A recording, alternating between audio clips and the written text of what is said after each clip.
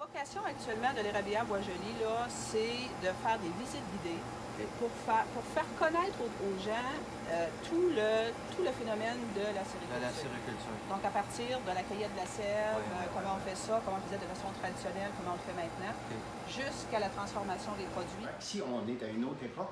Cette cabane-là date d'une centaine d'années. Ça a été bâti vers 1900 environ.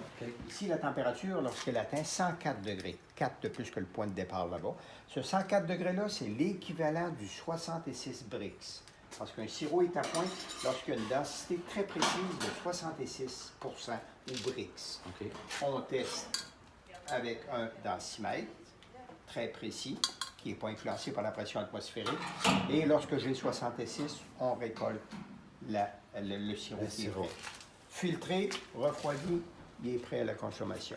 Avant ça, selon le temps, l'époque de la saison qu'on récoltait le sirop, on le classait selon le pourcentage de transmission de lumière.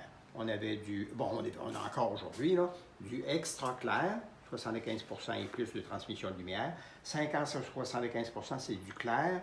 Après ça, c'est le médium. Et en tout dernier lieu, 25 et moins de transmission de lumière, c'est le ambré. Ça va couler tel quel de l'évaporateur durant la saison. Tous les producteurs, tous les ans, font de toute cette gamme de teintes-là.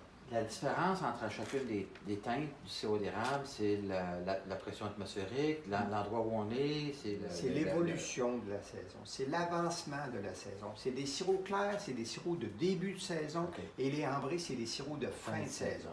Plusieurs facteurs influents. Il y a beaucoup plus de minéraux en dissolution dans le sol de par la fonte des neiges et tout ça. Et les racines des érables vont chercher des éléments différents dans le sol. Ça monte avec la sève. Je viens d'apprendre qu'on ne prenait pas de poids à manger du sucre d'érable. Il faut manger juste du sucre d'érable à l'avenir.